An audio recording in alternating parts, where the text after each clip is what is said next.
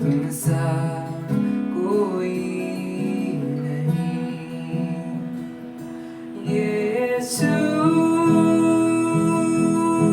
मसीह ओ महिमा तेरी गाए आसमां गाए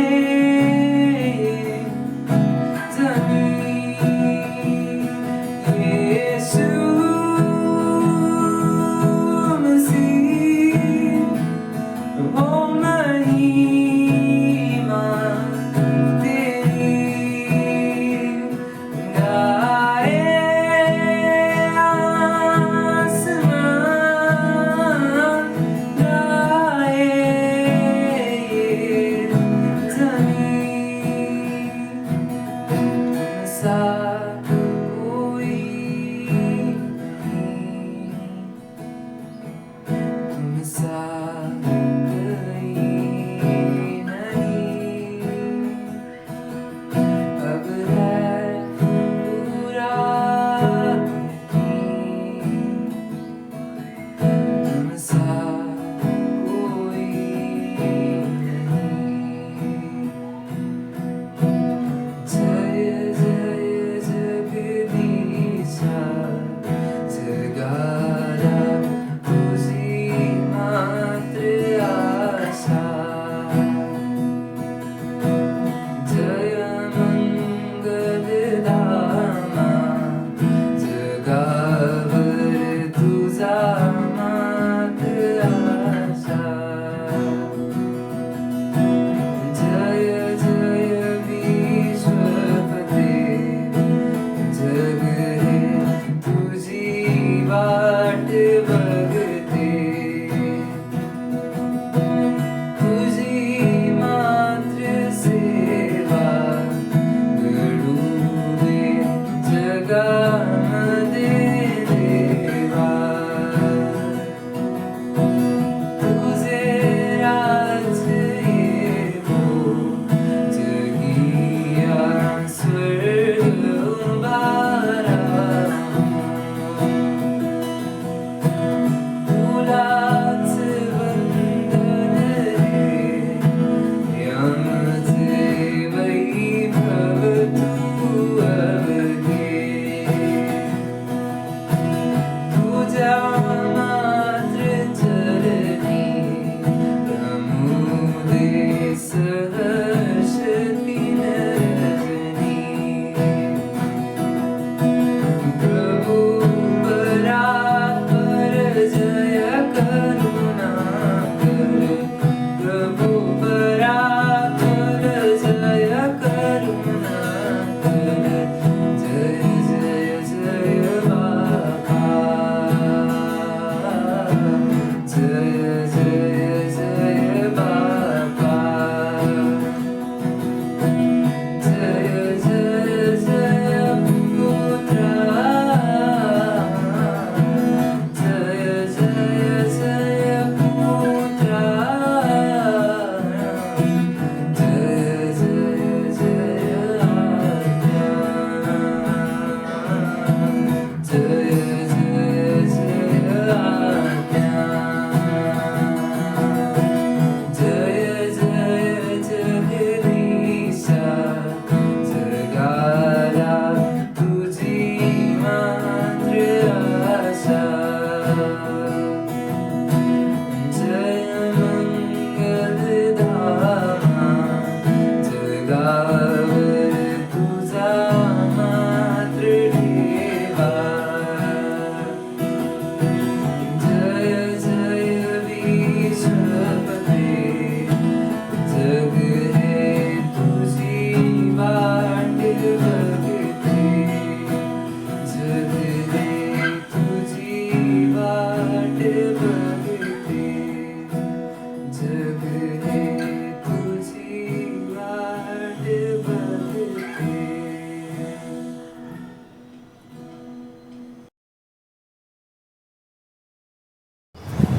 प्रेज लॉर्ड केआरएन फॅमिली. माझा विश्वास आहे आता जी वर्शिप झाली त्या वर्शिपने परमेश्वराची उपस्थिती तुमच्या घरामध्ये आलेली आहे आणि परमेश्वर आज तुमच्यासोबत बोलणार आहे. आज मी नाही तर आज पवित्र आत्मा आज तुमच्यासोबत बोलणार आहे आणि आज तुम्ही फ्रूटफुल होता, ब्लेस होता येशूच्या नावामध्ये. आज जे वचन आपण आज बघणार आहे ते वचन आज तुमच्या घरामध्ये काम करणार आहे. तर आपण वचनासाठी प्रार्थना करूया. आपण प्रार्थनेमध्ये जाऊया. लेम्ब्रोंदाला मृखांदिना मोशथोल मलखी सिकारा बखांदाला मलहे लेब्रोकोदल मिसेकारा बाला बांधराना मंत्र बसकोर बंदे. पिता परमेश्वर मी धन्यवाद देतो माझ्या राजा, धन्यवाद देतो तुझ्या नावाला प्रभू येशू. बघणाऱ्या प्रत्येक व्यक्तीसाठी प्रभू येशू, हे केअर मिनिस्ट्रीसाठी माझ्या राजा, हे केअर मिनिस्ट्रीला प्रभू येशू जे पण लोक जोडलेले प्रभू येशू, जी पण मंडळी तू दिली मी त्यासाठी धन्यवाद देतो. ओ पिता परमेश्वर त्यांवर तुझं रक्त घेतो. आजच्या वचनावर प्रभू मी तुझं रक्त घेतो माझ्या राजा. आज मी नाही तर पवित्र आत्मा तू आज माझ्या मुखाद्वारे बोलले जा प्रभू येशू आणि तुझं वचन आज जे बघणारे ऐकणारे जे कान आहे त्यांना समजण्याच्या साह्याने मदत कर माझ्या राजा म्हणून प्रार्थना करतो. या सर्वांचा या व्हिडिओचा इथून पुढचा वेळ काळ मी तुझ्या हातात सोपवत प्रार्थना नास्त्र येशूच्या नावात करतो. आमेन आमेन. प्रियांनो आपण वचनामध्ये जाऊया. आज आपण वचन बघणार आहोत आणि हे जे वचन आहे त्याने तुमची लाईफ जी ती सेम नसणार आहे येशूच्या नावामध्ये. आणि मला तुम्हाला इन्करेज पण करायचं आहे की आज जे वचन होणार आहे ते वचन तुम्ही तुमच्या प्रियजनांपर्यंत, तुमचे जे आप्त आहे त्यांपर्यंत तुम्ही ते शेअर करा, जेणेकरून तुम्ही पण ब्लेस होता आणि ते पण ब्लेस होतात. तुम्ही जर गॉस्पल शेअर करायचं असेल तर ही तुम्ही याच्याद्वारे तुम्ही जर तुम्हाला गॉस्पल जर लोकांपर्यंत पोहोचायचं आहे तर याद्वारे तुम्ही त्यांच्यापर्यंत पोहोचू शकता, त्याची लिंकद्वारे तुम्ही पोहोचू शकता. तर आपण वचनामध्ये जाऊया. वचनामध्ये आपण जात असताना आपण जी सुरुवात करणार आहे आणि त्या वचनातून आपण बघूया की आपला नेमका टॉपिक काय आजचा. तर आपण पहिले वचन काढू. यूहन्नाचे पहिले पत्र अध्याय 3 वचन 12. पहिला योहान याचा 3रा अध्याय वचन 12. काहीन त्या दुष्टाचा होता व त्याने आपल्या बंधूचा वध केला, त्याच्यासारखे आपण नसावे. त्याने त्याचा वध कशासाठी केला? कारण कायनाची कृत्य दुष्ट होती आणि त्याच्या बंधूची नीतीची होती. आता या ठिकाणी वचन असं सांगतोय काईन जो होता हा त्या दुष्टाचा होता, म्हणजे हा सैतानाचा होता. हे वचन आपल्याला माहिती आहे. पण सैतानाचा का होता? कारण त्यांनी फक्त त्याच्या भावाचा वध केला म्हणून याच्यामुळे नाही. तर आपण जर विचार जर केला या गोष्टीचा बारकाने, जर जो आदमाच्या पोटी जो पहिला पुत्र जन्माला आला तो काईन होता. मग परमेश्वराने जी परमेश्वर म्हणतो की मी तुमची संतती त्यांना ब्लेस करन, ते फ्रूटफुल होतील. आणि जर परमेश्वर हेच वचन जर सांगतोय तो हवेला पण म्हणतो की तुझ्या पोटातून पुत्र जन्माला येईल, तू भरपूर जणांची तू माता होशील, तुझ्यापासून संतती होईल. पण पहिलीच संतती ही वाईट का? पहिलीच संतती ही पापाची का? पहिल्या संततीला त्यांनी सैतानाच का म्हणलं? तर पहिली संतती ही तर परमेश्वरापासूनची पाहिजे, पहिली संतती ही तर परमेश्वराची पाहिजे. आमेन. आणि हेच आपल्याला बघायचं की याच्या मागचं कारण काय. आणि याच्यासाठी आपण जाऊया उत्पत्तीमध्ये, ज्या ठिकाणी ही सर्व जी घटना होती ती घडली होती. आपण उत्पत्तीत जाऊया. उत्पत्ती त्याचा 3रा अध्याय वचन 6. आपल्याला माहिती या वचनामध्ये हवेने जे होते ते फ्रूट खाल्लं होतं. आपण ते वचन बघूया. उत्पत्ती 3:6. त्या झाडाचे फळ खायला चांगले, दिसायला मनोहर आणि शहाणे करायला इष्ट आहे असे त्या स्त्रीला दिसून आले. तेव्हा तिने त्याचे फळ काढून खाल्ले आणि आपल्याबरोबर आपल्या पतीलाही ते दिले व त्याने ते खाल्ले. आता या ठिकाणी वचन असं सांगतं की हे तिने ते फळ खाल्लं आणि आपल्या पतीला पण ते फळ दिलं. आणि इथं परमेश्वराने त्यांना ते फळ खायला मनाई केली होती, तरी पण हव्वा जी होती तिने ती आज्ञा या ठिकाणी मोडली. आणि ही आज्ञा मोडल्यानंतर परमेश्वराने तिला बाहेर काढून दिलं. पण बाहेर काढताना तिला परमेश्वराने इथं ब्लेस पण केलं होतं. ज्यावेळेस त्यांना एडेन बागेच्या बाहेर काढलं, पण बाहेर काढण्यापूर्वी पण परमेश्वराने त्यांना ब्लेस पण केलं होतं आणि त्यांना हगलून पण दिलं होतं त्या ठिकाणी. आपण ते वचन बघूया, ते वचन काय म्हणतं. आपण जाऊया उत्पत्ती त्याचा 3रा अध्याय आणि त्याच्यामधलं 16वं वचन. उत्पत्ती अध्याय 3 वचन 16. तो स्त्रीला म्हणाला, मी तुझे दुःख व तुझे गर्भधारण बहुगुणित करेन. तू क्लेशाने लेकरे प्रसवशील, तरी तुझा ओढा नवऱ्याकडे राहील आणि तो तुझ्यावर स्वामित्व चालवेन. म्हणजे या ठिकाणी वचन असं सांगतं परमेश्वराने ज्यावेळेस तिला एदेन बागेच्या बाहेर काढलं त्यावेळेस परमेश्वर या ठिकाणी पण तिला म्हणला की तू गर्भधारण करशील, मी तुझे दुःख व तुझे गर्भधारण बहुगुणित करेन. तुझे जे गर्भधारण आहे, जे तुला जे मुलं होतील ते बहुगुणित करेन. म्हणजे परमेश्वर या ठिकाणी हवेला आशीर्वाद देतो की तुला जे मुलं होतील ते बहुगुणित असतील, ते भरपूर मुलं तुला असतील. आणि आज आपला जो टॉपिक आहे तो हाच आहे, एक वांज असणं की हे श्राप आहे. ज्याला फ्रूट नाहीये, आपल्याला ज्याला मुलं नाही, ते एक श्राप आहे. आणि ते आपल्याला परमेश्वर स्वतः म्हणतो की मी तुम्हाला ब्लेस केले, तुमची पोटची संतती ही तुमची असणार आहे. मग आपला जो आजचा जो टॉपिक आहे ते मुलांना समर्पित करणं आणि जे वांसपण आहे त्याला काढून टाकणं, हा आजचा आपला टॉपिक आहे. मग हेच आपल्याला आज बघायचं आहे या ठिकाणी की आदम आणि हव्वेने हिने पाप करून सुद्धा परमेश्वर त्यांना ब्लेस करतोय आणि तिला सांगतोय की तू बहुगुणित होशील, तुला लेकरं होतील, पण तू ते लेकरं दुःखाने किंवा त्रासाने त्रासाने तू लेकरं प्रसवशील. आज मी डिक्लेअर करतोय येशूच्या नावामध्ये, ज्याप्रमाणे परमेश्वराचं वचन सांगतं की तू दुःखाने लेकराचे ते प्रसवशील, आज मी येशूच्या नावामध्ये प्रत्येक शिबिरचा आत्मा, जो काटछाटचा आत्मा आहे, तो येशूच्या नावात कॅन्सल करतो मी. जे पण क्रमंत्र मंत्र कातरीन मंत्र का सरार बंदर मानदे, जे पण काटछाटचा आत्मा किंवा आपण जे पोट कापून जे आपण लेकरं काढतो ते आज मी येशूच्या नावामध्ये जो पण मला पाहतोय ते आज मी कॅन्सल करतो. कारण येशूची इच्छा नाही कोणाचं पोट कापलं जावं म्हणून, त्याची इच्छा नाही. आणि त्याच्या इच्छेद्वारेच तो पण म्हणतो हवेला की तू क्लेशाने पुत्र जे आहे ते प्रसवशील आणि तू बहुगुणित, ते मुलं जे आहे ते बहुगुणित होते. आता याच्यामधून आपल्याला जायचं आता काईनाकडे, की काईन जो परमेश्वर त्याला म्हणतो की तू सैतानाचा आहे, तू पापाचा आहे. मग तो कसा, आता हे आपल्याला पाहायचं. पहिले आपण पाहिलं की हवेने पाप केलं, ते फळ खाल्लं, म्हणजे तिने तिथं पाप केलं. परमेश्वराने तिला तिथून बाहेर काढलं, तरी पण तिला जे परमेश्वराने ब्लेस केलं, तिला सांगितलं की तुला भरपूर पुत्र होतील, बहुगुणित होईल तुझं गर्भधारण. आता आपण त्या वचनाकडे जाऊया, पुढच्या वचनाकडे. उत्पत्ती 4:1.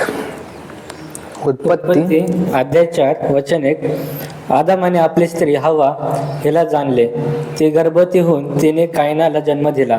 ती म्हणाली, परमेश्वराच्या साह्याने मला पुरुष संतान लाभले आहे. आमेन. आता या ठिकाणी आता हे वचनावर आपल्याला बारकाईने लक्ष देणं गरजेचं आहे. पहिले ज्या वेळेस हव्वाने ज्यावेळेस ते फळ खाल्ल्यानंतर तिने पाप केलं, पाप केल्यानंतर पण परमेश्वराने तिला ब्लेस केलं म्हणजे तिला सांगितलं की तुला जे होते, तुला पुत्र होतील, तुझं गर्भधारण हे बहुगुणित होईल, म्हणजे तू भरपूर पुत्रांची तू माता होशील.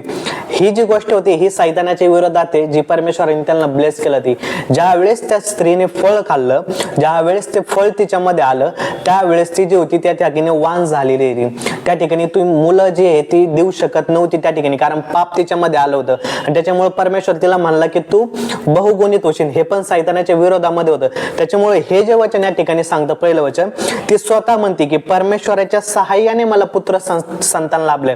जर परमेश्वराचं सहाय्य जर नसतं तर तिला पुत्र संतान जे होतं, पुरुष संतान जे होतं ते झालं नसतं. कारण त्या ठिकाणी तोपर्यंत ती वांज होती. ज्यावेळेस परमेश्वराने सहाय्य केलं, ज्यावेळेस परमेश्वर त्यांच्यामध्ये आला, ज्यावेळेस परमेश्वराने ह्या गोष्टीची दखल घेतली, त्यावेळेस तिला पुत्र झालाय. प्रियांनो, आज तुमच्या घरामध्ये पण, आज जर तुम्ही वांज असाल तर परमेश्वर तुमच्यामध्ये आज दखल करतोय.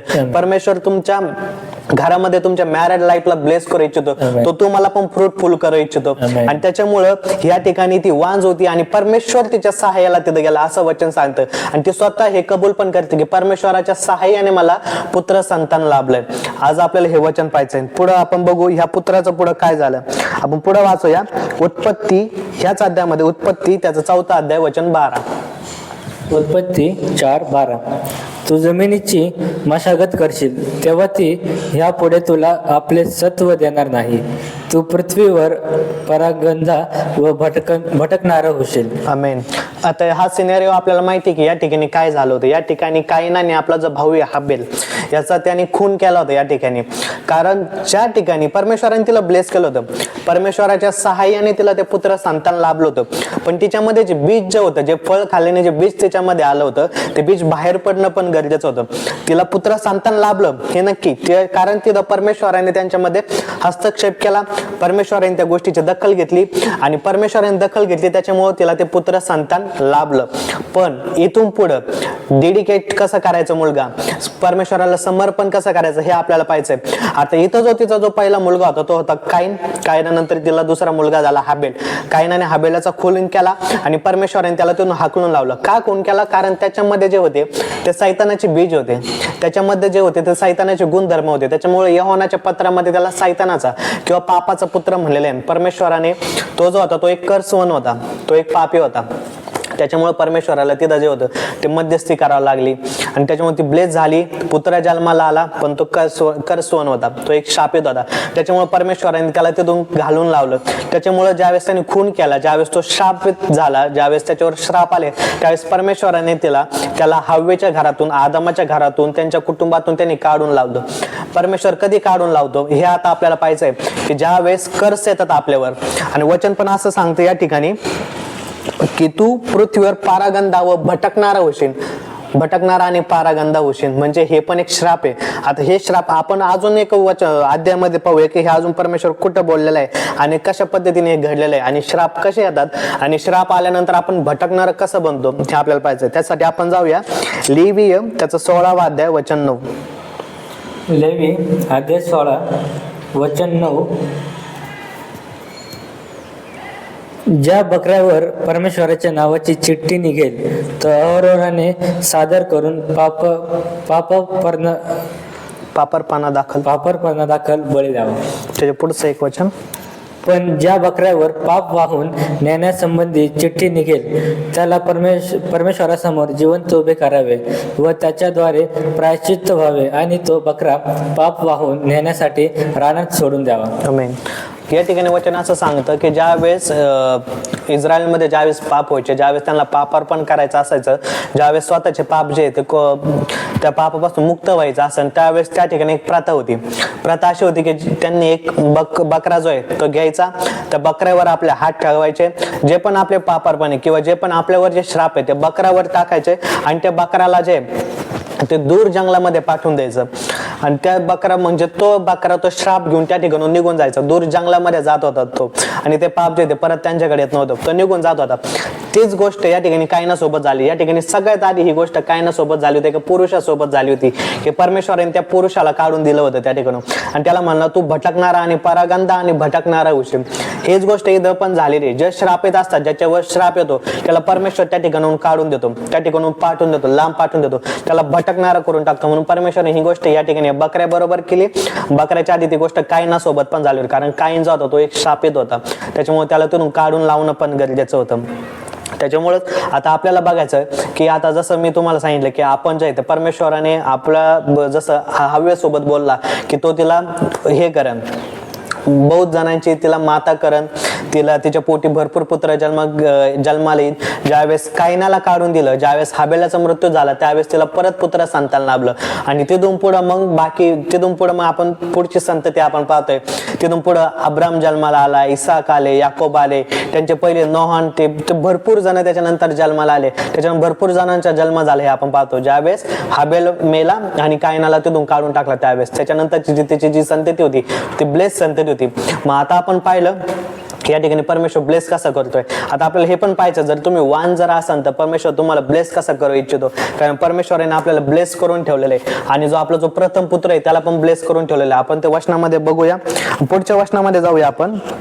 उत्पत्ती 15 त्याचा दुसरा अध्याय, उत्पत्ती 15वा अध्याय वचन 2 ते 4. उत्पत्ती 15:2. अब्राम म्हणाला, हे प्रभू परमेश्वरा, तू मला काय देणार? मी तर निसंतान जाणार आणि दिमिश्की अलिएझर माझ्या घराचा मालक होणार. अब्राम आणखी म्हणाला, आणि पहा, तू मला काही संतान दिले नाहीस तर माझ्या घरात जन्मलेला दास माझा वारस होणार. तेव्हा परमेश्वराचे वचन त्याला प्राप्त झाले की हा मनुष्य तुझा वारस होणार नाही, तर तुझ्या पोटचाच तुझा वारस होईल. आणि या ठिकाणी वचन असं सांगतं की परमेश्वर अब्रामाशी बोलला, कारण आपल्या सर्वांना माहिती आहे की साराला जो पुत्र जन्माला आला होता तो तिच्या म्हातारपणामध्ये जन्माला आला होता. अब्रामाला जो पुत्र जन्माला आला, अब्राम आणि सारेला, तो त्यांच्या म्हातारपणामध्ये जन्माला आला होता. मग म्हातारपणामध्ये का जन्माला आला होता? कारण आपण जर पाहिलं की अब्राम जो होता तो सारेच्या दासीपाशी गेला आणि तिच्यापासून अब्रामाला जे होते ते संतान झालं, तिच्यापासून त्याला पुत्र प्राप्ती झाली. पण स्वतःची जी बायको होती, त्याची जी बायको होती जी सारा, तिच्यापासून नाही झालं का, ते आपल्याला पाहायचंय. आपण पुढच्या वचनामध्ये जाऊया. उत्पत्ती 16वा अध्याय 2 ते 4. उत्पत्ती 16:2.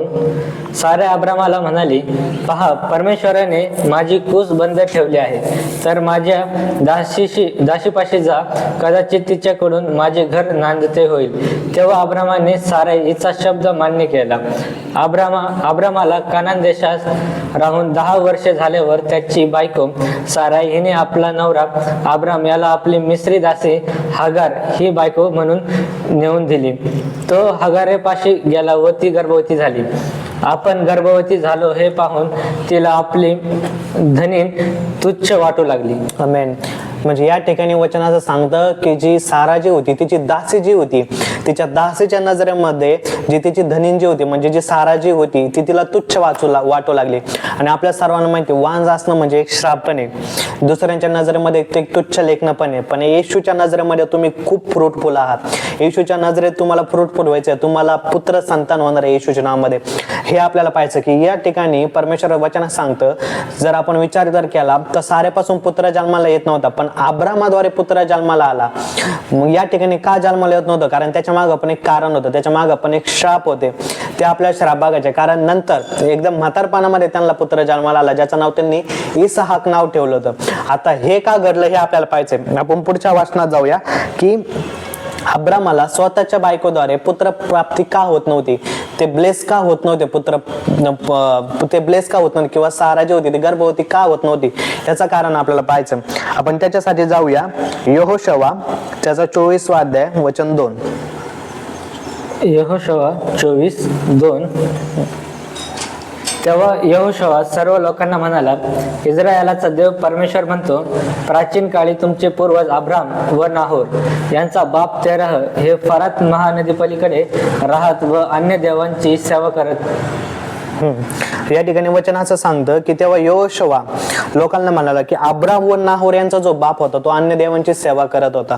अब्रामाचा बाप जो होता तो अन्य देवांची सेवा करायचा. तो वचन असं सांगतं, अन्य देव जे होते म्हणजे त्यावेळेचे जे खासदी लोक जे होते, तुम्ही जर उत्पत्तीचं पुस्तक जर वाचलं त्याच्यामध्ये अब्रामाचा जो बापाचा जो उल्लेख केलेला आहे, त्या ठिकाणी वचन असं सांगतं की तो खासदी लोकांमध्ये निघून बाजूला आला होता आणि त्यापूर्वी तो खासदी लोकांमध्ये राहत होता. खासदी लोक जे होते अन्य देवांची पूजा करणारे लोक आहे आणि अब्रामाचा बाप स्वतः त्यांच्यामध्ये राहत होता. म्हणजेच अब्रामाचा बाप जसं वचन सांगतो यहोशवामध्ये की तो सुद्धा अन्य देवांची जो होता तो सेवा करत होता.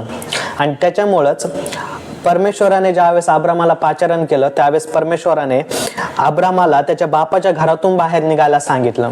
हालेलुया. त्याचं बापाचं घर सोडायला लावलं आणि बाहेर यायला सांगितलं, कारण त्याचा बाप जो होता अन्य देवतांची सेवा करत होता. आणि ह्या कारणामुळं अब्राम बाहेर पडला. अब्राम बाहेर पडल्यानंतर परमेश्वराने पाचारण केल्यानंतर मग त्याला त्याच्या म्हातारपणामध्ये त्याला पुत्र संतान लाभलं. कारण ज्यावेळेस पण तुम्ही ब्लेस होता, ज्यावेळेस परमेश्वर तुम्हाला पाचारण करतो आणि त्या ठिकाणून बाहेर काढतो, तुमच्या घरापासून बाहेर काढतो किंवा तुम्हाला वेगळं करतो. तुम्ही जर प्रॉफिट संकल्पचे जर मागचा व्हिडिओ जर बघितला तुम्ही सर्मनचा, त्यामध्ये डिपार्चर म्हणून एक व्हिडिओ आहे, त्याच्यामध्ये त्यांनी असं मेन्शन केलं की डिपार्चर म्हणजे सेपरेट होणं म्हणजे काय, त्याद्वारे तुम्ही कसे ब्लेस होऊ शकता. आणि या ठिकाणी सुद्धा अब्रामाला या ठिकाणून सेपरेट व्हावं लागलं होतं त्याच्या बापाच्या घरापासून, कारण त्याचं बापाचं जे घर होतं तर त्याला आपण एक शापित म्हणू शकतो किंवा त्या अन्य देवतांची सेवा करणार होतं. त्याच्यामुळे त्याला तिथून बाहेर निघावं लागलं आणि ज्यावेळेस तो बाहेर निघाला त्यावेळेस तो ब्लेस झाला.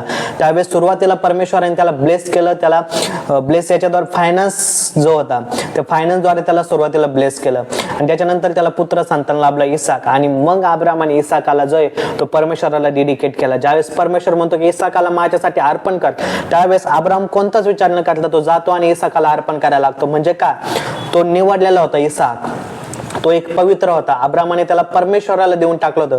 त्याची जी म्हातारपणाची जी संतती होती ती त्याने परमेश्वराला देऊन टाकली. का याच्या मागं पण कारण आहे, कारण त्याच्या स्वतःच्या बायकोद्वारे त्याला झालेला जो पहिला पुत्र जो होता त्याच्या बायकोद्वारे तो होता इसाक. पहिला पुत्र जो आहे तो तुमचा निवडलेला असतो, तो पवित्र असतो, तो परमेश्वराच्या नजरेमध्ये पवित्र असतो. पवित्र ह्या शब्दाचाच अर्थ आहे निवडून घेतलेला. त्याच्यामुळे जो पण तुम्हाला मुलगा जो होईल, जो ज्याद्वारे तुम्ही आशीर्वादित होता, तो मुलगा तुम्ही परमेश्वराला डेडिकेट केला पाहिजे. परमेश्वराला डेडिकेट करणं म्हणजे काय हे पण आपण ह्या सर्ममध्ये आपण पाहूया की परमेश्वराला आपण कसं डेडिकेट करू शकतो. पण त्यापूर्वी मला तुम्हाला सांगायचं आहे की आज जर तुम्ही जर वांज असाल, आज जर तुम्ही जर लेकरं जर तुम्हाला होत नसते, आज जर तुम्ही मुलगा हे जे परमेश्वराने दिले, कारण मुलं जे आहे ते परमेश्वरापासूनची देणगी हालेलुया. मुलं जे परमेश्वरापासूनची देणगी, त्याच्यामुळे परमेश्वर स्वतः म्हणतो नवीन करारामध्ये, येशू म्हणतो की जे बालकांना माझ्यापाशी येण्यासाठी मनाई करू नका, कारण त्याची इच्छा आहे की बालकांनी त्याच्याकडे यावं. त्यानंतर कारण बालकांचं स्वतःच्या माता पितरांपेक्षा जो येशू त्या बालकांचा ज्याप्रमाणे आदर करतो किंवा ज्याप्रमाणे त्यांचं संगोपन करतं हे खूप मोठं आहे. त्याच्यामुळे तुम्ही तुमच्या मुलांना डेडिकेट केलं पाहिजे परमेश्वराला, परमेश्वरासमोर समर्पण केलं. समर्पण करणं म्हणजे हे नाही की स्वतःच्या मुलाला मारणं किंवा स्वतःच्या मुलाचं बळी देणं किंवा स्वतःच्या मुलाला लगेच सोडूनच देणं, असं पण नाहीये प्रियानो. कारण ही जी समज आहे ही आजकालच्या लोकांमध्ये खूप आहे की परमेश्वराला सोडून समर्पित करणं म्हणजे त्याला डायरेक्ट सोडूनच देणं किंवा त्याला तुमच्या लक्षात आलं असेल मला काय म्हणायचं काय नाही ते. कारण ह्या गोष्टी नसतात. कारण परमेश्वराची इच्छा आहे की तुमचा पण संतती ती पण वाढावी, ती पण फ्रुटफुल व्हावी. तुम्ही जर बघितलं अपोस्टल रामबाबू, त्यांचा जो मुलगा आहे अंकित रामबाबू, पण तो 11व्या वर्षापासून परमेश्वराची सेवा करायला लागला. आणि 11व्या वर्षापासून जशी तो परमेश्वराची सेवा करतो, आज जगामध्ये कित्येक तरी ठिकाणी तो फिरतोय, कित्येक तरी ठिकाणी तो जातोय. आणि तुम्ही जर पाहिलं तर त्याची बायको आणि तो सुद्धा दोघं पण ब्लेस आहे, दोघं पण परमेश्वराची सेवा करतात. याला म्हणते समर्पण करणं, याला म्हणते डेडिकेट करणं. आज जर तुम्ही तुमच्या मुलाचं डेडिकेट करायला जर घाबरताय तर तुम्ही चुकीचं करताय. तुम्ही स्वतःच्या मुलाचे ब्लेसिंग जे ते परमेश्वराने ठेवलंय त्यापासून तुम्ही तुमच्या मुलापासून ते काढताय. आणि ते आपण वचनामध्ये पाहूया. सुरुवातीला आपण पाहूया की परमेश्वराने आपल्याला कुठं कुठं मुलांद्वारे आपल्याला ब्लेस केलंय.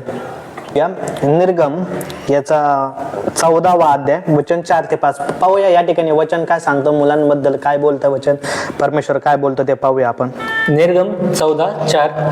मी फारोचे मन कठीण करेन आणि तो त्याचा पाठलाग करेल. ह्या प्रकारे फारो व त्याची सर्व सेना यांच्या पराभवाकडून मला गौरव मिळेल आणि मी परमेश्वर आहे हे मिस्री लोक ओळखतील. मग त्याप्रमाणे त्यांनी केले.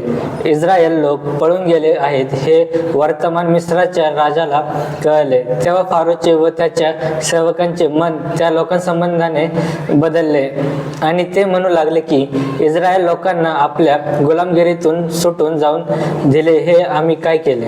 ओके, या ठिकाणी आपण वचन जे ते 11वा अध्याय आपण वाचू. 11वा अध्याय वचन 4 ते 5. 11वा अध्याय वचन 4 ते 5. मग मोशे म्हणाला, परमेश्वर असे म्हणतो की आज मध्यरात्रीच्या सुमारास मी मिस्र देशामधून फिरेन. तेव्हा मिस्राच्या सिंहासनावर बसणाऱ्या फारोपासून ते जात्यावर बसणाऱ्या दासीपर्यंत सर्वांचे ज्येष्ठ पुत्र व गुरांचेही प्रथमस्व मरतील. आमेन. या ठिकाणी वचन असं सांगतं की परमेश्वर या ठिकाणी म्हणतो ज्यावेळेस इस्रायलाला मुक्त करायचं होतं त्यावेळेस परमेश्वर म्हणतो की मिस्राचे जे प्रथम जन्मलेले जे पण मुलं आहे किंवा जे पण त्यांच्या जनावरांपैकी जे प्रथम जन्मलेले परमेश्वर म्हणतो मी त्या सगळ्यांना मारून टाकेन फक्त इस्रायलाला सोडवण्यासाठी.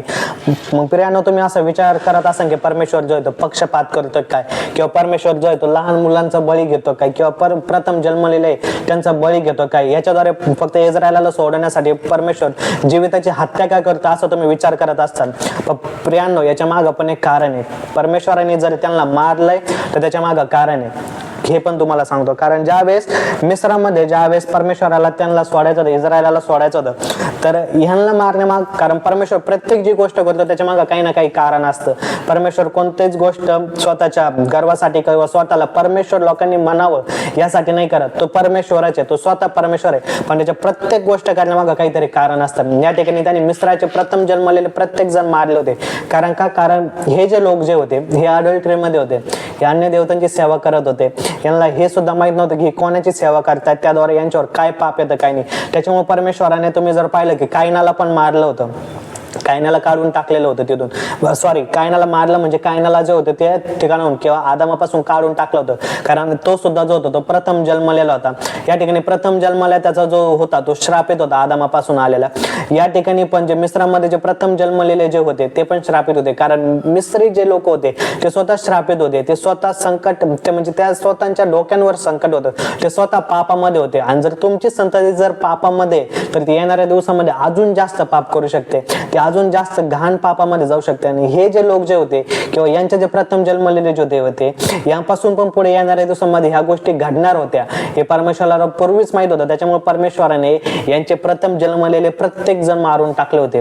हे या मागचं कारण होतं. कारण येणाऱ्या दिवसामध्ये अजून ती घाण जी किंवा ते जे पाप जे अजून वाढवं नाही म्हणून परमेश्वराने या ठिकाणी हे प्रथम जन्मलेले मारून टाकलेले होते. आपण पुढच्या वचनामध्ये जाऊया. परमेश्वर करो हे वचन जे आहे ते तुम्हाला अजून समजण्यास मदत करो. आणि माझी इच्छा आहे आणि मला तुम्हाला सांगायचं आहे पण की तुम्ही हे जे वचन आहे किंवा हे जे व्हिडिओ आहे हे जे सर्मन आहे ते तुमच्या नातेवाईकांपर्यंत कृपया करून शेअर करा. ज्यांना याची गरज आहे त्यांच्यापर्यंत तुम्ही शेअर करा.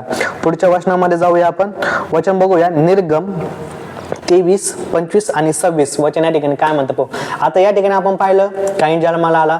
या ठिकाणी दुसरं वचन आपण पाहिलं की या ठिकाणी परमेश्वर प्रथम जन्मलेले मारून टाकले. आता ह्या वचनामध्ये परमेश्वर काय म्हणतो ते आपण पाहू. निर्गम अध्याय 23 वचन 25. तू आपला देव परमेश्वर याची सेवा करावीस म्हणजे तो तुझ्या अन्नपाण्यास बरकत देईल. मी तुझमधून रोगराई दूर करेन. तुझ्या देशात कोणाचा गर्भपात होणार नाही आणि कोणी वांज असणार नाही आणि मी तुला भरपूर आयुष्य देईन. आमेन. या ठिकाणी वचनाचं सांगतं की तुमच्यामध्ये कोणी गर्भपात करणार नाही, गर्भपात होणार नाही किंवा तुमच्यामध्ये कोणी वांज असणार नाही. गर्भपात करणं किंवा गर्भपात होणं हे सुद्धा एक श्राप आहे हे सुद्धा. आणि हे सुद्धा एक बॉन्डेज आहे, हे एक बंधन आहे आणि ते बंधन तुटणं सुद्धा गरजेचं आहे. परमेश्वराने या ठिकाणी तो करार करून ठेवलाय तुमच्यासोबत की तुमच्यामध्ये कोणीच बॉन्डेजमध्ये नसणार आहे, कोणीच्या बंधनामध्ये नसणार आहे, तुमच्यामध्ये कोणाचाच गर्भपात होणार नाही, तुमच्यामध्ये कोणीच असं नसणार आहे की ज्याला मुलं नाहीये. कारण हा करार परमेश्वराने करून ठेवलेला आहे. हा करार परमेश्वराने अब्रामासोबत केला, त्याच्याद्वारे तो करार आपल्यासोबत पण झाला. या ठिकाणी परत एकदा परमेश्वर या ठिकाणी म्हणतो की तुमच्यामध्ये कोणीच वांज नसणार आहे, तुमच्यामध्ये कोणाचाच गर्भपात होणार नाही. जर तुमच्यामध्ये कोणी जर वांज किंवा कोणाचा गर्भपात होत आहे तर आज परमेश्वर तुम्हाला त्याच्यातून मुक्त करतोय. कारण परमेश्वराने अब्रामाला त्याच्यातून मुक्त केलं, परमेश्वराने हव्वा जे होते तिला पण त्याच्यातून मुक्त केलं. हेच वचन आपण परत एकदा पुढे बघूया. हेच वचन आपल्याला अनुवाद मध्ये पण सांगतं. अनुवाद 7वा अध्याय वचन 14 त्या ठिकाणी पण परमेश्वर इथं पण ब्लेस करतो. आपण ते वचन पाहूया. अनुवाद 7:14. तू सर्व राष्ट्रांपेक्षा अधिक आशीर्वादित होशील. तुझ्यातल्या किंवा तुझ्या पशुतला कोणी नर किंवा मादी वांज राहणार नाही. आमेन. या ठिकाणी परत परमेश्वर असं म्हणतो की तुमच्यामधून कोणी वांज नसणार आहे. आज मी पण डिक्लेअर करतो, जो पण मला पाहतोय आज मी हे पण डिक्लेअर करतो की जो पण KRN मिनिस्ट्रीला जोडलेला आहे, जो पण स्वतःची मुलं पाहत नाही पण आज तुम्ही मिनिस्ट्रीला जोडल्या कारणाने, आज तुम्ही एक संदेश त्या सोबत असल्या कारणाने तुम्ही आज ब्लेस येशूच्या नावामध्ये तुमच्यामध्ये प्रत्येक वांजपणाचा आत्मा, तो प्रत्येक गर्भपाताचा आत्मा येशूच्या नावात निघून गेला म्हणून मी जाहीर आणि घोषित करतो. आणि येणाऱ्या दिवसामध्ये तुम्ही तुमची संतती पाहताना येशूच्या नावामध्ये. आणि हेच वचन या ठिकाणी परमेश्वराने इस्रायलाला देऊन ठेवलं. हेच वचन त्यांच्याद्वारे आपल्यापर्यंत आलं आणि हा परमेश्वराने आपल्यासोबत केलेला करार आहे. जर आपल्यामध्ये जर आपण वांजपणा दे किंवा आपण जो फ्रूटफुल नाही तर आपल्याला तो करारच माहित नाही. पण आज जो करार तुमच्यासोबत प्रकट झालाय त्याद्वारे ज्यावेळेस वचन प्रकट होते त्यावेळेस त्या कर्समधून किंवा त्या शापातून आपण मुक्त होतो. आणि आज तुम्ही पण येशूच्या नावामध्ये मुक्त झालेले. आपण हे वचन पुढे परत एकदा आपण पाहूया की असंच एक संदेष्टाच्या आई सोबत झालं होतं आणि तो संदेष्टा पुढे जाऊन जो होता तो मोठा संदेष्टा झाला होता. तो संदेष्टा कोण हे आपण पाहूया आणि परमेश्वराने त्या ठिकाणी कसं काम केलं हे आपण पाहू. आपण जाऊया पहिले शमूएल त्याचा 19 त्याचा पहिला अध्याय वचन 19 ते 20. पहिले शमूएल 1:19. मंडळी अगदी पहाटेच उठून परमेश्वराला वंदन करून रामा येथे आपल्या घरी परत गेले. मग एल्कानाने आपली स्त्रीला जाणले आणि परमेश्वराने तिची आठवण केली. ह्या प्रकारे हन्ना गर्भवती झाली व दिवस पुरे होऊन तिला पुत्र झाला. हा परमेश्वराकडे मागितला असे म्हणून तिने त्याचे नाव शमूएल असे ठेवले. या ठिकाणी वचन असं सांगताना तुम्हाला हे सगळ्यांना ही स्टोरी पण माहिती असेल की या ठिकाणी जी हन्नाची होती तिला एक सवत पण होती. आपण असं म्हणू की तिचा जो पती जो होता तिला 2 बायका, एक हन्ना आणि एक दुसरी तिचं नाव एल्काना आणि आपल्या स्त्रीला दुसऱ्या स्त्रीचं नाव इथंच कुठेतरी माहिती. ठीक आहे, तिला म्हणजे 2 बायका होत्या आणि हन्ना जी होती, तिची जी सवजी होती, तिला पुत्र संतान लाभलेलं होतं, पण हन्ना जी होती तिला पुत्र संतान होत नव्हतं. आता हे या ठिकाणी का झालं, आणि तिच्या पोटी जो होता तो संदेष्टा जन्माला आला. हे का झालं, कारण आपण जर पाहिलं निर्गम नंतर अनुवादमध्ये, निर्गममध्ये, अनुवादमध्ये किंवा उत्पत्तीमध्ये सुद्धा परमेश्वरांनी आपल्याला ब्लेस करून ठेवलेले, आपल्याला आशीर्वाद देऊन ठेवलेले, की आपल्याला आपली जी संतती होती ती आशीर्वादित होईल, ती फ्रूटफुल असन. हे आपण पाहिलं, आपण निर्गम मध्ये पण पाहिलं, अनुवादमध्ये पण पाहिलं. आणि निर्गम आणि अनुवाद नंतर येतो शमूएल, पहिला शमूएल. मग पहिल्या शमूएल मध्ये ह्या स्त्री सोबत किंवा हन्ना सोबत असं का घडलं, की जेणेकरून हा पुत्र तिच्या पोटी जन्माला नाही आला, किंवा तिला जो होतं पुत्र संतान लाभण्यासाठी तिला रडावं लागलं, तिला परमेश्वरासमोर रडावं लागलं. तुम्हाला पुत्र संतानासाठी रडण्याची गरज नाही, कारण परमेश्वराने आशीर्वाद करून आपल्याला देऊन ठेवलेले. जर तुम्ही जर रडताय तर तुम्हाला परमेश्वराचं वचन माहित नाही, तुम्ही जर कोणत्या ब्लेसिंग साठी जर रडताय तर तुम्हाला परमेश्वराचा करार माहित नाही. पण आज या मिनिस्ट्रीद्वारे तुम्हाला परमेश्वराचे करार तुमच्या समोर आज रिव्हील होणार आहे. आणि या ठिकाणी हीच गोष्ट या स्त्री सोबत घडली होती.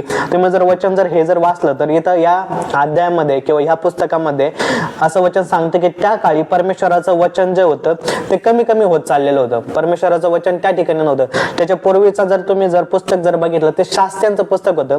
त्यामध्ये पण याजक स्वतः अन्य देवतांची सेवा करू लागले होते. त्या ठिकाणी विचक्राफ्ट जे होतं तो भरपूर वाढलेलं होतं. त्या ठिकाणी पाप भरपूर वाढलेलं होतं. आणि ज्या ठिकाणी पाप वाढतं त्या ठिकाणी पवित्र आत्मा काम नाही करत, त्या ठिकाणी तो नसतो, किंवा त्या ठिकाणी वचन जे होतं ते त्या प्रमाणात काम नाही करत. आणि तेच ह्या ठिकाणी पण घडत होतं की यांच्यामधून वचन जे होतं ते कमी कमी होत चाललेलं होतं. यांना वचन माहीत नव्हतं, यांच्यामधून वचन जे होतं ते दूर चाललं होतं. आणि यांच्यामधून वचन दूर चालल्यामुळे यांच्यामध्ये तो वांसपणा जो होता किंवा फ्रूटफुलनेस जी होती ती यांच्यामध्ये नव्हतीच.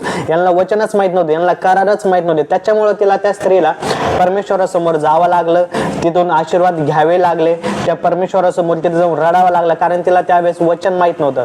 हा, पण तिने परमेश्वराला नाही सोडलं. ती परमेश्वराच्या मंदिरामध्ये जाऊन त्याची उपासना करायची, तिथे ती रडली. आणि तिला जो होता त्याद्वारे पुत्र संतान लाभलं. तिला जो पुत्र झाला तिने परमेश्वरासोबत करार केला की मला जो पुत्र होईल तो मी तुला अर्पण करेन. हे आपण वचनामध्ये पाहूया. पुढचं आपण वचन वाचूया. त्याच्यामध्ये पहिलं शमूएल त्याचा पहिला अध्याय 26 ते 28 वचन. पहिलं शमूएल अध्याय 1 वचन 26. तेव्हा हन्ना म्हणाली, माझे स्वामी, आपल्या जीविताची शपथ, माझे स्वामी, जी स्त्री आपल्याजवळ येथे उभी राहून परमेश्वराची प्रार्थना करत होती तीच स्त्री मी आहे. याच बालकासाठी मी प्रार्थना करत होते. परमेश्वराकडे जे मागणे मी केले ते त्याने मला दिले आहे. तसेच मीही या बालकाला परमेश्वराचे स्वाधीन केले आहे. तो परमेश्वराला आमरण दिला आहे. तेव्हा एल्कानाने तेथे परमेश्वराची आराधना केली. आमेन, आमेन. या ठिकाणी या स्त्रीला पुत्र होत नव्हता आणि हिने परमेश्वरासोबत करार केला की जो मला तू पुत्र देशील तो पुत्र मी तुला अर्पण करेन म्हणजे काय, मी तुला समर्पित करीन त्याला. आणि या ठिकाणी याला समर्पित करण्यात आलं. हिने याला परमेश्वराला दिलं. परमेश्वराच्या मंदिरामध्ये तो राहिला. आणि तो परमेश्वरा मंदिरामध्ये राहिल्यामुळे तो इतका मोठा संदेष्टा झाला त्या काळी की त्याच्यासारखा संदेष्टा कोणी नव्हता. परमेश्वर स्वतः त्याच्या मुखाद्वारे त्यावेळेस बोलत होता असं वचन सांगतं. कारण हिने स्वतःचा पुत्र जो परमेश्वरापासून तिला मिळाला होता त्यामुळे जर तिचं वांस पण गेलं होतं आणि या ठिकाणी तिला वेट करावं लागला पुत्रासाठी. आज जर तुम्ही पण जर वेट करताय तर परमेश्वराची मोठी कॉलिंग तुमच्यावर आणि तुमच्या पुत्रावर आहे. आणि तीच कॉलिंग तुमच्यावर सुद्धा. आणि त्या तुम्ही पण पाहताय की तुमचे पुत्र जे ते परमेश्वराची सेवा करतात. येशूच्या नावामध्ये तो खूप मोठे होते, ते जगामध्ये फिरतील येशूच्या नावामध्ये येशूचा प्रचार करत. आणि तेच या ठिकाणी घडलं की हन्नाचा जो मुलगा जो होता, जो शमूएल जो होता, तो परमेश्वराचा प्रचार करू लागला. परमेश्वर तो इस्रायल लोकांचा न्याय निवाडा त्यावेळेस करत होता. तो शमूएल इतका मोठा तो संदेष्टा झाला. म्हणजे परमेश्वराला पुत्र समर्पित करणं हे पाप नाही. कारण काही लोक म्हणतात की परमेश्वराला पुत्र समर्पित करणं ते पाप आहे किंवा हे चुकीचं आहे, कारण त्यांना त्यांच्या स्वतःच्या पुत्रावर जो भरोसा नाहीये. ही चुकीची गोष्ट शिकवली जाते. पण तुम्ही जर करताय तर तुम्ही ते योग्य करताय, याच्यामध्ये कोणतीच गोष्ट. कारण तुम्ही जर बघितलं की शमूएलाला ज्या वेळेस हन्नाने समर्पित केलं त्यावेळेस परमेश्वराने तिला परत पुत्र संतान दिले आणि त्या सुद्धा आशीर्वादित झाल्या. तुम्ही जर येशू बद्दल जर बघितलं, येशू जो होता तो सुद्धा निवडलेला होता, तो सुद्धा पवित्र होता आणि तो सुद्धा परमेश्वराला डेडिकेट केलेला होता. आणि ज्यावेळेस त्याला डेडिकेट केलं त्यावेळेस येशू नंतर जी संतती त्याच्या आयाने वडिलांना झाली ती सुद्धा आशीर्वादित होती. त्यांनी पण मोठमोठे चिन्ह चमत्कार केले, त्यांनी सुद्धा मोठमोठ्या गोष्टी केल्या होत्या. आज जर तुम्ही तुमच्या पुत्राला, जो पुत्र तुम्हाला होणार आहे, जो पुत्र जर तुम्ही जर परमेश्वराला समर्पित जर करताय तर तुमची सुद्धा संतती जी आहे ती आशीर्वादित आहे. त्याच्यानंतरची सुद्धा येणारी जी संतती आहे ती सुद्धा आशीर्वादित आहे. आज मी तुम्हाला इन्करेज करू इच्छितो, तुम्ही जर तुमच्या पुत्रांना जर समर्पित जर करताय तर ते नक्की येशूच्या नावामध्ये आशीर्वादित आहे. आपण पुढच्या वचनामध्ये जाऊया की याच्यासाठी पुढचं वचन काय सांगतं. आपण जाऊया निर्गम त्याचा 13वा अध्याय वचन 2 मध्ये जाऊ आपण.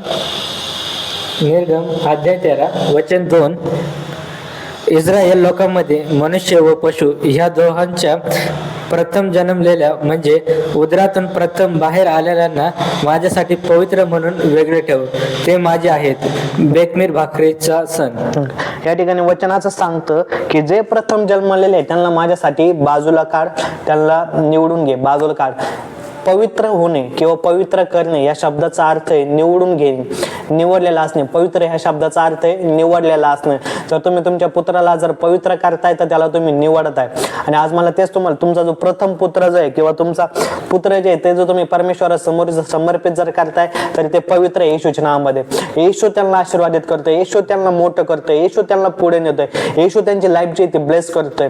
आणि त्याच्यामुळे मी तुम्हाला परत एकदा एनकरेज करू इच्छितो, जर तुम्ही समर्पित जर करताय तुमचे लेकरं जर तुम्ही परमेश्वरासमोर साधत जर करताय तर ही खूप चांगली गोष्ट आहे तुमच्यासाठी आणि तुमच्या लेकरांसाठी पण. कारण आपण जर आजच्या जगामध्ये जर पाहतोय, आपण आता पण खूप साऱ्या गोष्टी अशा होतात की पुत्राला जे आहे ते समर्पित करत नाही, किंवा समर्पित करणं म्हणजे हा खूप साऱ्या लोकांचा भ्रम आहे की मग पुत्राला समर्पित जर करलं तर त्याला जे की गोष्टीचा आनंद घेता येणार नाही, किंवा पुत्राला समर्पित करणं म्हणजे त्याचं लग्न करता येणार नाही किंवा त्याने लग्न न करणं.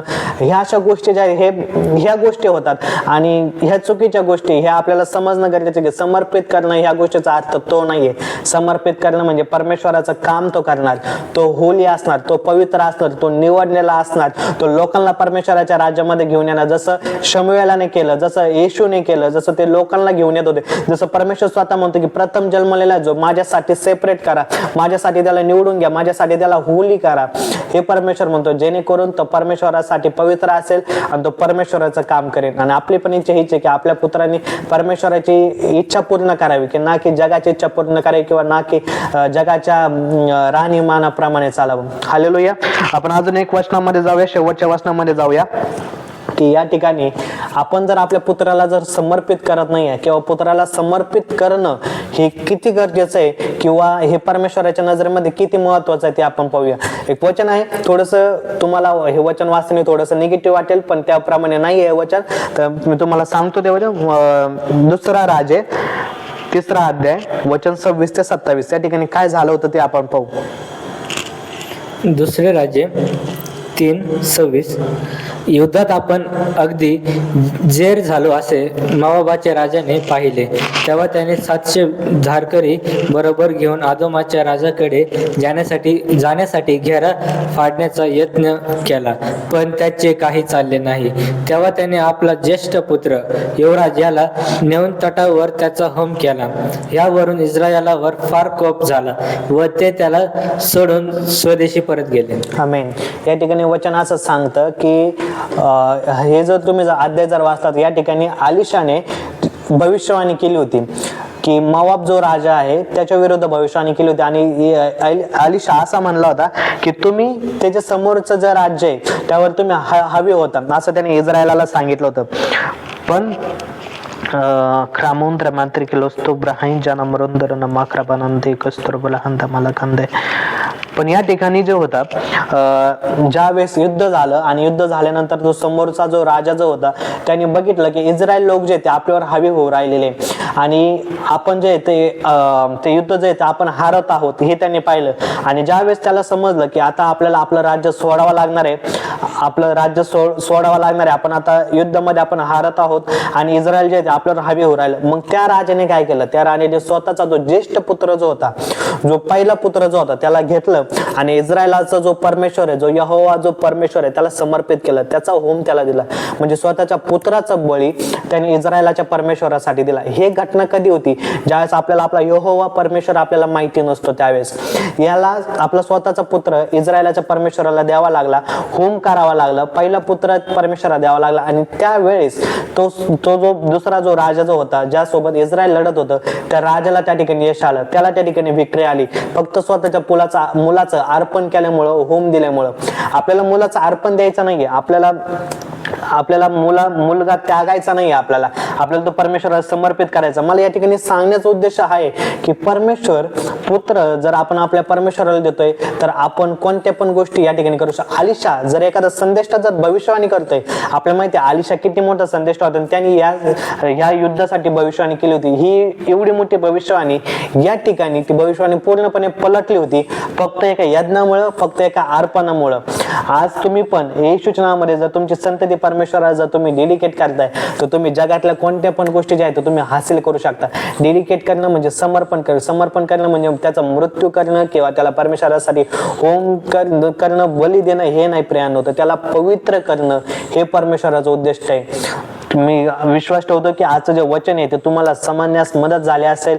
या वचनाद्वारे तुम्ही खूप ब्लेस झालेला असता आणि या वचनाद्वारे तुमचे जे लेकर आहे ते पण ब्लेस झालेले असणार आहे. आपण प्रार्थनेमध्ये जाऊया आणि प्रार्थना करण्यापूर्वी मी परत एकदा तुम्हाला एन्करेज करू इच्छितो की ज्या कोणाला या वचनाची गरज आहे ते तुम्हाला माहिती आहे त्यांच्यापर्यंत कृपया करून हे वचन तुम्ही शेअर करा, जेणेकरून त्यांच्यामधला जो वांजपणा आहे तो निघून जाईल, त्यांचे जे लेकर आहे ते आशीर्वादित होतील. कारण आपण जे वचनामध्ये आज जे पाहिलं ते वांजपणा, काईन जो होता तो दुष्ट कसा होता किंवा तो त्याच्यामध्ये सैतानाचं बीज कसं होतं हे आज आपण पाहिलं. त्याबरोबर आपण पाहिलं की काईनाला कसं काढून दिलं परमेश्वराने, वांजपणा कसा निघून जातो, श्राप कसे निघून जातात. परमेश्वराने आपल्यासोबत करार केलेला आहे, तो करार तुम्हाला मी त्याची आठवण पण करून दिली. त्या कराराद्वारे तुम्ही आज ब्लेस झालेले येशूच्या नावामध्ये आणि तुम्ही तुमच्या पुत्राला समर्पित कसं करू शकता हे पण आज आपण पाहिलेले. आज मी परत एकदा तुम्हाला एन्करेज करू इच्छितो, जर तुम्हाला तुमच्या फ्रूट्स येण्यासाठी, तुम्ही जर ख्रिस्तामध्ये आणि तुमचे फ्रूट येण्यासाठी जर काही वेळ जर लागतोय तर विचार करा, परमेश्वराची तुमच्यासाठी मोठी कॉलिंग आहे, मोठं पाचारण तुमच्यासाठी, मोठं काम परमेश्वराने तुमच्यासाठी ठेवलेलं आहे. आज आणि मी परत तुम्हाला हे पण सांगू इच्छितो, ज्याप्रमाणे आज हे वचन ऐकताय तर तिची मोठी कॉलिंग तुमच्यावर आहे आणि ज्या गोष्टीसाठी तुम्ही वाट पाहताय, ज्या फ्रूटसाठी तुम्ही वाट पाहताय, आज वचन ऐकल्याबरोबर ते तुमच्या आयुष्यामध्ये काम करणार आहे. येशूच्या नावामध्ये आपण प्रार्थनेमध्ये जाऊया. लिबुंदाना मला सिंगलोंदो बाबा सिंदोरो कोकरा बासिकारा बाहांदा लिम्ब्रोको जे कलिमालांदे क्रोस्तो ब्राबांदे मला किजरा बला कमेलांदे लिकोस्तंब्र खौचे बला किदरा मला कुरंदरा मा कष्ट करालांदरे ना मांदे. पिता परमेश्वर मी धन्यवाद देतो माझे राजा. पिता परमेश्वर बघणाऱ्या प्रत्येक व्यक्तीसाठी मी धन्यवाद देतो प्रभू.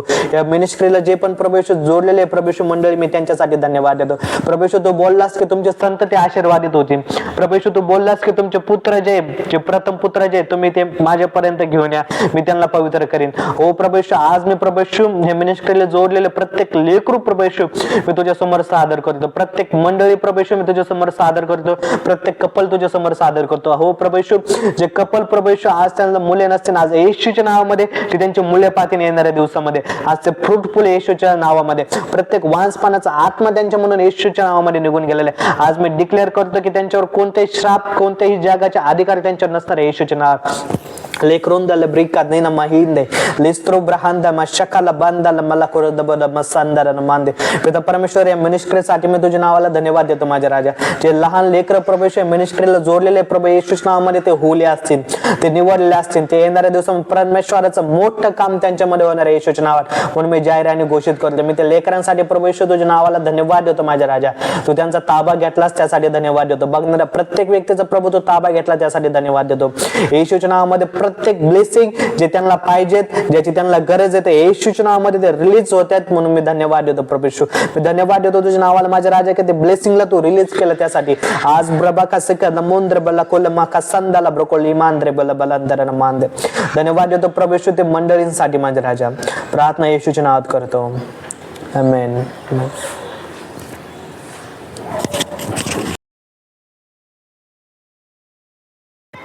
हे praise the Lord KRM family. मला माहिती आहे आता झालेल्या वचनाद्वारे म्हणजे बॅरेडनेस हा जो विषय आहे, तो खूप मोठा आणि खूप नाजूक असा विषय आहे आणि जे आपल्यासाठी नक्की आपल्यासाठी गरजेचं होतं तेच आपल्या प्रोफेट माईकने आपल्याला शिकवलं आहे. आणि माझा विश्वास आहे आजपासून तुमची लाईफ चेंज झालेली, तुमचे प्रत्येक बॅरेडने येशू ख्रिस्त नाव ते गेलेले आणि तुम्ही आजपासून मुलांना जन्म देणारे होताल. ॲमेन.